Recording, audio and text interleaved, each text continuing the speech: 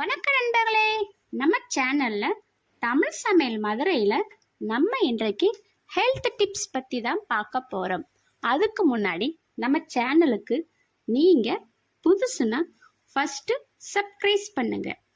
அப்படியே பக்கத்தில் உள்ள பெல் கானையும் மறக்காமல் கிளிக் பண்ணுங்க.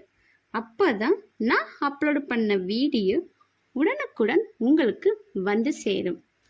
நம்ம இன்றைக்கு காலிஃப்ளவர் சாப்பிடுவதால் கிடைக்கும் நன்மைகள் பற்றி தான் பார்க்க போகிறோம். வாங்க வீடியோக்குள்ளே போகலாம். இந்த வீடியோவை முழுசாக ஸ்கிப் பண்ணாமல் பாருங்கள். அப்போ தான் இதன் பயன்கள் முழுசாக தெரியும். காலிஃப்ளவரில் அதிகமான நார்ச்சத்துக்கள் உள்ளது.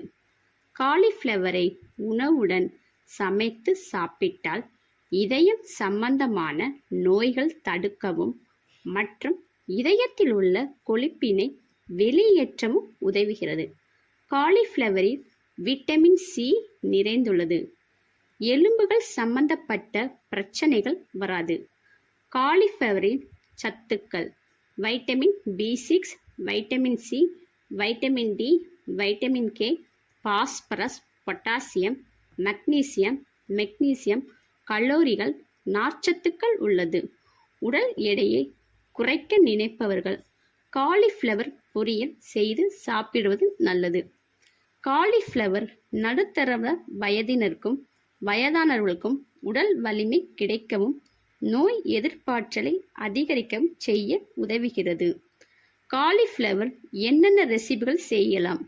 காலிஃப்ளவர் மிளகு, காலிஃப்ளவர் பொரியல், cauliflower pakoda, cauliflower gravy, cauliflower kurma, cauliflower சுக்கா செய்து சாப்பிடலாம்.